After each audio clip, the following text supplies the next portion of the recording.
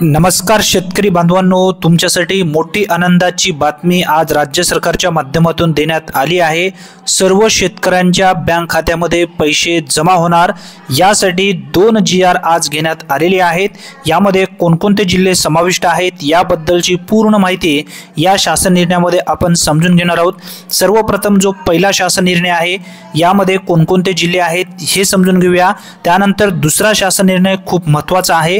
राज्यात विविध जिल्ह्यात जुलै 2025 ते ऑगस्ट 2025 या दरम्यान अतिवृष्टी असेल, पूर यामुळे शेती पिकांचं नुकसान खूप मोठ्या प्रमाणामध्ये झालेलं होतं। महाराष्ट्र शासन महसूल व वन विभागांतर्गत 17 ऑक्टोबर 2025 रोजी हा GR घेण्यात आलेला आहे। बघा, जुलै 2025 ते ऑगस्ट 2025 या कालावधीतील जी निधी आहे या ठिकाणी स्पष्टपणे सांगण्यात आलेली जुलै 2025 ते ऑगस्ट 2025 या कालावधीत राज्यात विविध जिल्ह्यात अतिवृष्टी व पूर यामुळे शेती पिकांच्या नुकसानीसाठी शेतकऱ्यांना मदत देण्याकरिता या ठिकाणी 13,33,69,000 रुपये 79,000 रुपये एवढी निधी या ठिकाणी वितरित करण्यास मंजुरी देण्यात आली आहे।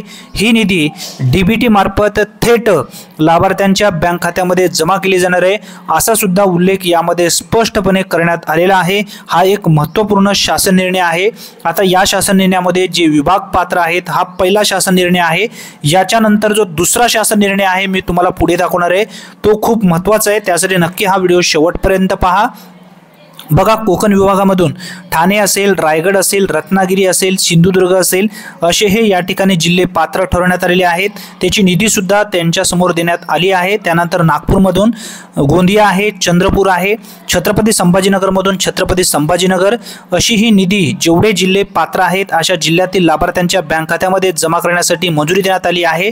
आता हा दुसरा शासन निर्णय समजून घ्या। हा शासन निर्णय खूप महत्त्वाचा आहे। राज्यात विविध जिल्ह्यात मे 2025 ते ऑगस्ट 2025 या कालावधीत अतिवृष्टी व पूर यामुळे शेती पिकांच्या नुकसानीत झालेल्या बाधितांकरिता मदत देण्यासाठी ही निधी मंजूर करण्यात आली आहे। हा शासन निर्णय महाराष्ट्र शासन महसूल व वन विभागांतर्गत 17 ऑक्टोबर 2025 रोजी घेण्यात आलेला आहे। शासन निर्णयामध्ये जे ठळक मुद्दे देण्यात आलेले आहेत तेवढीच माहिती आपण या ठिकाणी समजून घेऊया।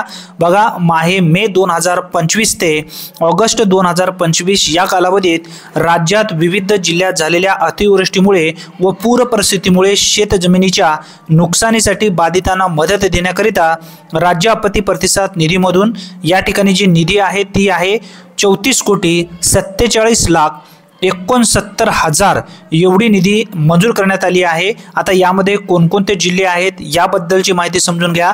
जिल्हा जर तुमचा समाविष्ट असेल तर तुमच्या खात्यामध्ये लवकरच ही रक्कम जमा केली जाणार आहे। व्यवस्थित माहिती समजून घेऊया। आता बघा, यामध्ये सांगण्यात आलेलं आहे कोकण विभागामधून रत्नागिरी असेल, सिंधुदुर्ग असेल, प्रत्येक दिनांक सुद्धा यांच्या समोर देण्यात आली आहे आणि किती निधी आहे, बाधित शेतकरी संख्या किती आहे याचा सुद्धा उल्लेख यामध्ये स्पष्टपणे करण्यात आलेला आहे। रायगड, रत्नागिरी परत या ठिकाणी सांगण्यात आलेला आहे। पुणे विभागामधून सांगली, पुणे हे विभाग या जिल्हे पात्र आहेत। त्यानंतर नागपूर विभागामधून वर्धा, नागपूर, वर्धा, चंद्रपूर, त्याच्यानंतर छत्रपती संभाजीनगरमधून बीड, धाराशिव, नांदेड, त्याच्यानंतर बीड, लातूर, धाराशिव असे आहेत। अमरावती विभागामधून अमरावती, यवतमाळ, बुलढाणा, वाशिम, परत यवतमाळ, बुलढाणा, वाशिम, अकोला असे हे जिल्हे पात्र ठरवण्यात आलेले आहेत।